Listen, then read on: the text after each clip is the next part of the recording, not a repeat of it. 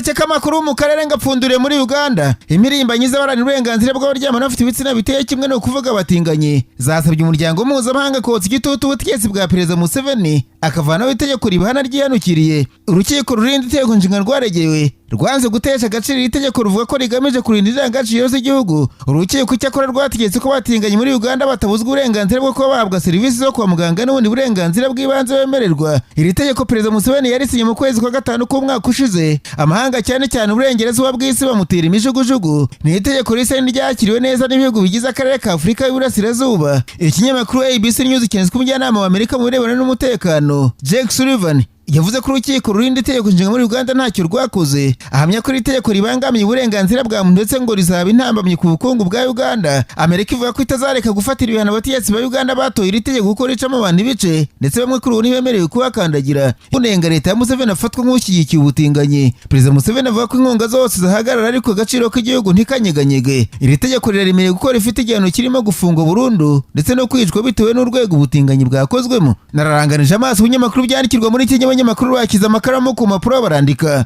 Baretswe umunyedini muri Kenya yanenze ubutegetsi bwa Perezida William Ruto avuga ko bufite politiki zidashinga zigamije gukinisha abaturage. Ikinyamakuru The Standard cyanditse ko umuyobozi w'ibiro ry'amadini Alphonse Kanga yavuze ko uretse ikiguzi cy'ubuzima cyahenze ruswa mu gihugu bwayitatuma abaturage batera imbere. Uyu munyedini yavuze ko igihugu gikeneye abayobozi bakize ku mutima abaturage bakurira mu kuri kuko benshi bari kwishakira indamu rubanda igatindahara. Uyu mugabo yavuze ko akurikije ko mu gihugu havugwa ifumbire itari yo abahinzi kandi bikozwe byagambiriye ari ikimenyetso ko igihugu kititaye ku baturage, ubutegetsi busa n'ubureberera abakire gusa. The Standard yanditse ko Alphonse Kanga yavuze ko itegeko ry'umusoro ryatewe mu gihugu ryakamuye rubanda cyane kugeza ubu ngubu abaturage bafite amikoro make basigari banaho nikora. Abo badepite uko ari 6 bakomoka mu mashyaka arimo United Democratic Alliance, Orange Democratic Movement, Jubilee ndetse n'ishyaka Wiper. Ikinyamakuru The Standard cyanditse ko abanyapolitiki bavuze ko barajwe ishinga no kwamagana imikorere mibi n'imitegekere idafasha iro kinyakwanza rya William Ruto bashinja kuzana politiki zikinesha abaturage. Iri tsinda ritavuga rumwe n'ubutegetsi rivutse nyuma yo Raila Odinga wafatwaga nka kizigenza mu gukebura leta ahindurira icyerekezo akajya gushaka intebe ikomeye mu muryango wa Afurika yunze ubumwe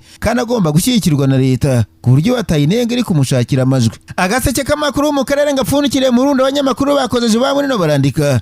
Baritswe impunzi z'abarundi mu ntara Kigoma muri Tanzania zishinja ubutegetsi kwirukana ku butaka bw'iki gihugu ku ngufu ndetse w'amashuri abana b'impunzi bigagamo mu nkambi yose yafunzwe. Impunzi z'abarundi zabaga mu nkambi za Nduta na Nyarugusu. Amakuru avuga ko amashuri 10 yabafashaga yafunzwe kandi ibi ngo bije bikurikira umugambi wo gushaka kubasenyeraho izi nkambi. Leta ya Tanzania yatangaje ko umwaka izi mpunzi z'abarundi ushira zatashye zose ndetse amavuriro mu nkambi yamaze gufungwa ngo bibwirize basubira. Imiryango mpuzamahanga nka International Rescue Committee, Save the Children ndetse na HCR bavuga ko ntacyo bakora ku byakozwe n'ubutegetsi bwa Tanzania kuko bubaha amategeko ukabone n'ubwo baba bibona ukundi. Mu mpera z'umwaka ushize amavuriro yose mu nkambi za Nduta na Nyarugusu yarafunzwe. Itegeko ritanzwe na Perezida wa Tanzania hagamije kunaniza impunzi ngo zitahe. Inkambi za Tanzania zicumbikiye abarundi 130 kandi ubutegetsi bushaka ko bataha nubwo zivuga ko zigeze mu Burundi zakwicwa. Nkivuga ku Burundi kandi ikibazo cy'inzara mu Burundi ngo kirakomeye muri iki gihe ku buryo arabagurishije ibyabo kugira ngo babone batunga. Abandi bahisemo guhungira muri Tanzania. Hari amakuru avuga ko ari nabi bimaze guhitana nubwo ubutegetsi bwa Gitega butabivuga. Inkuru ya radiyo Ijwi rya Amerika ivuga ko abaturage batuye mu mujyi wa Bujumbura bavuze ko ubuzima bwabaye indanze bakaba bategereje urupfu rwonyine ngo ruzabavana muri ako kaga.